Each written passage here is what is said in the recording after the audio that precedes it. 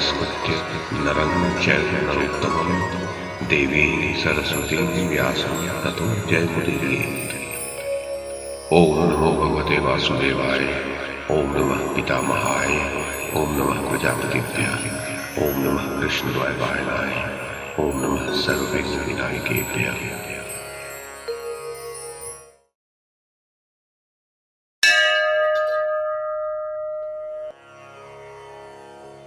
वैशंपायन जी कहते हैं, जन्मेजय, धृतराष्ट्र ने पूछा, संजय, महाधनुर्धर द्रोणाचार्य तथा द्रुपद पुत्र दृष्टिद्युम्न ये दोनों वीर किस प्रकार प्रयत्न पूर्वक आपस में युद्ध कर रहे थे, वह सब वृत्तांत मुझसे कहो। मैं तो पुरुषार्थ से अधिक प्रबल भाग्य को ही मानता हूँ और इसी पर विश्वास करता हूँ, जिसके अनुसार शांतनु नंदन भीष्म युद्ध में पांडुपुत्र अर्जुन से पार न पा सके।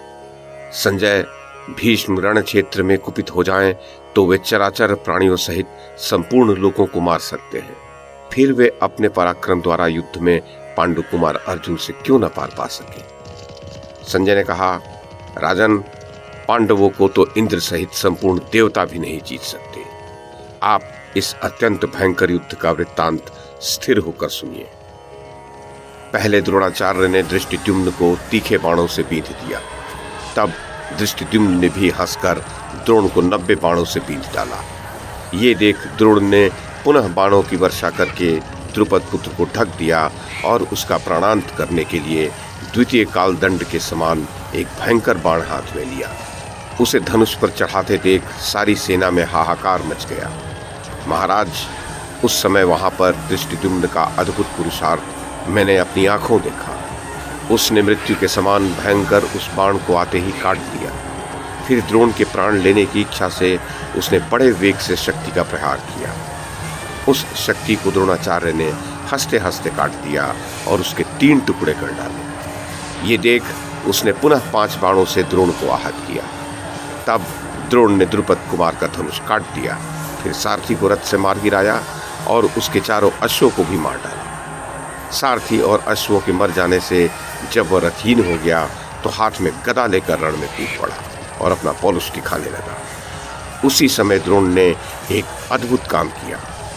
दृष्टिद्युम्न अभी रथ से उतरा भी नहीं था कि उन्होंने अनेक बाण मारकर उसके हाथ से गदा गिरा दी। इस प्रकार उस गदा को निष्फल करके द्रोणाचार्य ने दृष्टिद्युम्न पर सुवर्ण में पंखों से युक्त अत्यंत तीक्ष्ण और भयंकर भल्ल नामक बाण चलाए। वे बाण दृष्टिद्युम्न का कवच छेद कर रण क्षेत्र में उनका रक्त पीने लगे। तब वह ढाल और खड़ग लेकर बड़े वेग से द्रोण के ऊपर झपटा, किंतु आचार्य ने बाणों की झड़ी लगाकर उसे आगे बढ़ने से रोक दिया। यद्यपि उसकी गति रुक गई, तब भी वह बड़े वेग के साथ द्रोण के छोड़े हुए बाणों को ढाल से पीछे हटाने लगा। इतने में महाबली भीमसेन सहसा उसकी सहायता के लिए आ पहुंचे। भीम ने आते ही 7 तीखे बाण मारकर द्रोणाचार्य को बींध डाला और दृष्टिद्युम्न को तुरंत अपने रथ पर बिठा लिया। तब दुर्योधन ने भी द्रोणाचार्य की रक्षा के लिए कलिंगराज भानुमान को बहुत बड़ी सेना के साथ भेजा।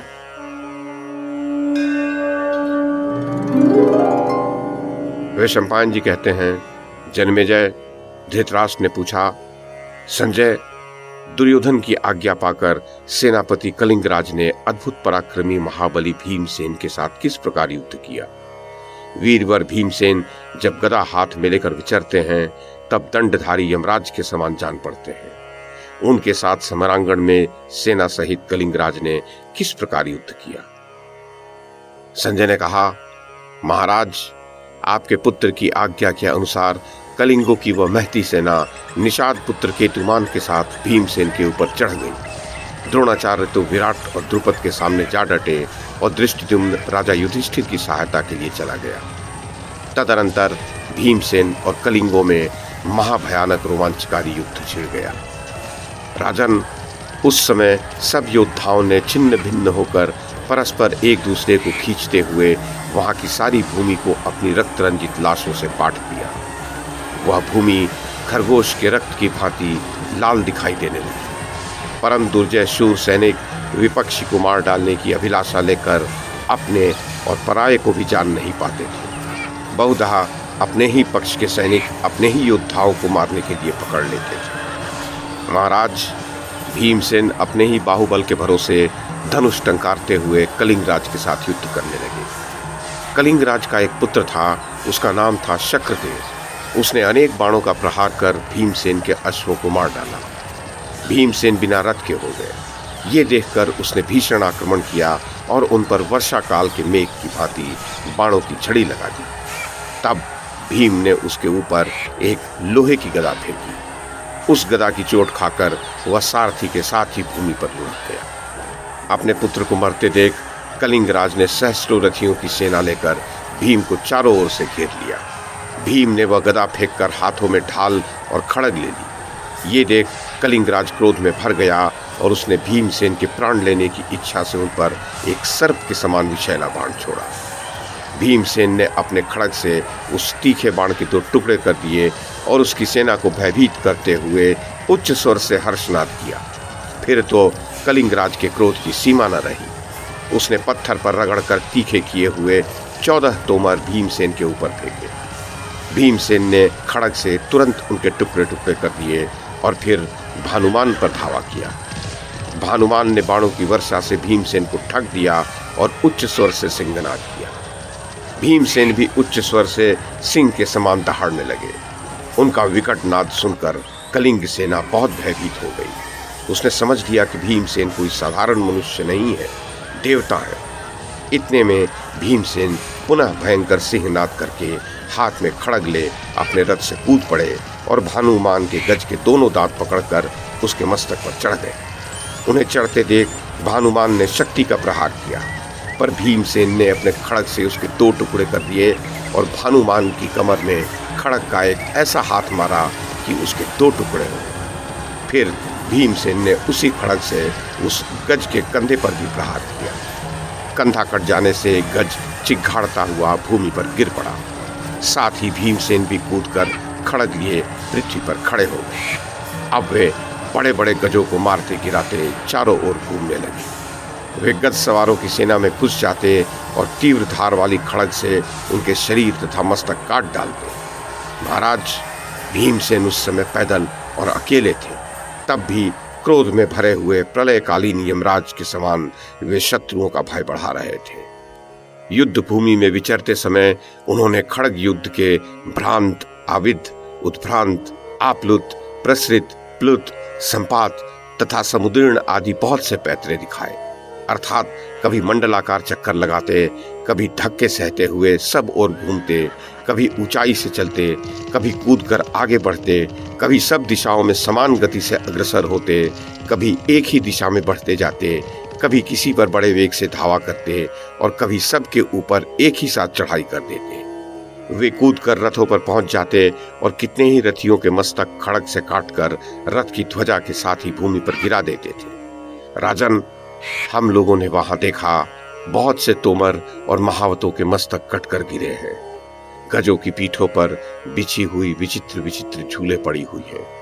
गजों को कसने के उपयोग में आने वाली स्वर्ण भूषित चमकीली रस्सियां गिरी हुई हैं। गजों और अश्वों के गले के आभूषण, शक्ति, पताका, अस्त्र विशेष, कणप, तरकस, विचित्र यंत्र, धनुष, चमकीले भिंदीपाल, तोत्र, अंकुश, भांति भांति के घंटे तथा स्वर्ण जटित खड़ग मुष्टि, ये सब वस्तुएं गज सवारों सहित गिरी हुई हैं और गिरती जा रही हैं। कहीं कटे हुए गजों के शरीर के ऊर्ध्व भाग पड़े थे, कहीं अधो भाग पड़े थे, कहीं कटी हुई सूंडें पड़ी थीं और कहीं मारे गए गजों की लोथें पड़ी थीं। उनसे आच्छादित हुई वह समर भूमि ढहे हुए पर्वतों से ढकी सी जान पड़ती थी।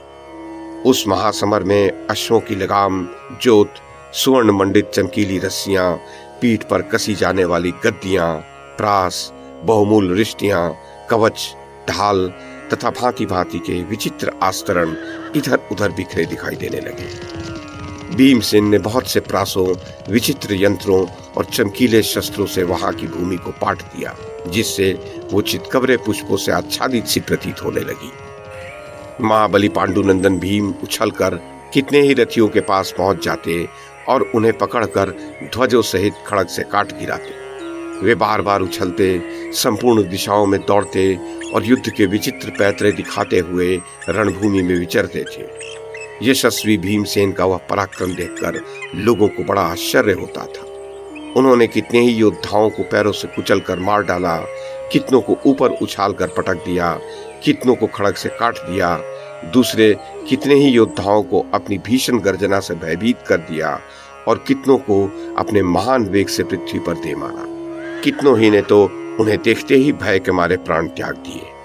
महाराज, राजन, ये सब होने पर भी कलिंगों की बहुत बड़ी सेना भीमसेन को चारों ओर से घेर कर चढ़ाई। उसके मुहाने पर शतायु को खड़े देख भीमसेन उसका सामना करने को बढ़े। उन्हें आते देख शतायु ने भीम की छाती में 9 बाण मारे। भीमसेन क्रोध से चल उठे। इतने ही में अशोक भीमसेन के लिए एक सुंदर रथ ले आया। उस पर आरूढ़ होकर उन्होंने तुरंत कलिंगवीर शतायु पर धावा किया। शतायु ने पुनः भीमसेन पर बाण बरसाना आरंभ कर दिया। उसके छोड़े हुए 9 तीखे बाणों से आहत होकर भीम चोट खाए हुए सांप की भांति फुफकारने लगे। महाबली भीम ने भी धनुष चढ़ाया और लोहे के 7 बाणों से शतायु को बींध डाला। साथ ही 2 बाणों से उसके पहियों की रक्षा करने वाले सत्य और सत्यदेव को यमलोक भेज दिया। फिर 3 बाणों से केतुमान के प्राण ले लिए। ये देखकर कलिंगवीर शतायु को बड़ा क्रोध हुआ और उसकी सेना के कई सहस्त्र क्षत्रियों ने भीम को घेर लिया।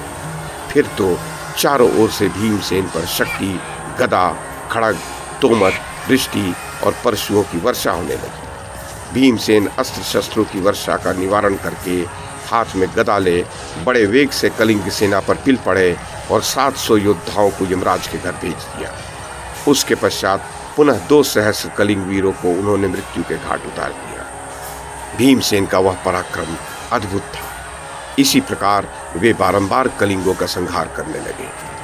महाराज, उस समय उन्हें देखकर आपके पक्ष के योद्धा बारंबार यही कहते थे कि साक्षात काल ही भीमसेन का रूप धारण करके कलिंगों के साथ युद्ध कर रहा है। नरेश्वर, तदनंतर भीष्म जी ने अपने बाणों से भीमसेन के अश्वों को मार डाला। तब भीम हाथ में गदा लेकर रथ से कूद पड़े। इधर सात्विकी ने भीमसेन का प्रिय करने के लिए भीष्म के सारथी को मार गिराया। सारथी के गिरते ही अश्व पवन से बातें करते हुए भीष्म को रणभूमि से बाहर भगा ले गए। भीमसेन कलिंगों का संहार करके अकेले ही सेना के बीच में खड़े थे। तब भी कौरव पक्ष के किसी भी वीर का उनके पास जाने का साहस नहीं हुआ। इतने में धृष्टद्युम्न वहां आया और उन्हें अपने रथ पर बिठाकर सबके देखते देखते अपने दल में ले गया।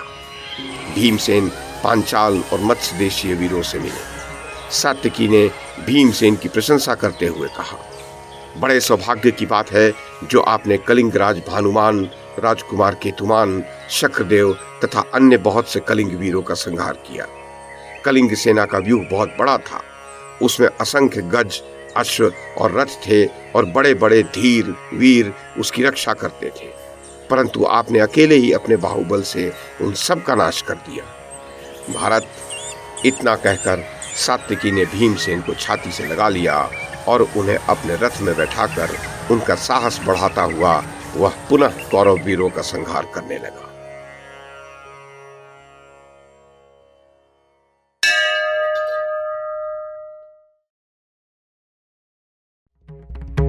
YouTube के माध्यम से महाभारत की कथा को एक श्रृंखला के रूप में प्रस्तुत करने का हमारा ये प्रयास यदि आपको सराहनीय लगा हो तो कृपया इस कड़ी को लाइक और शेयर करें, चैनल को सब्सक्राइब करें और बेल आइकन को दबाएं। साथ में अन्य लोगों को भी देखने के लिए प्रेरित करें। धन्यवाद और नमस्कार।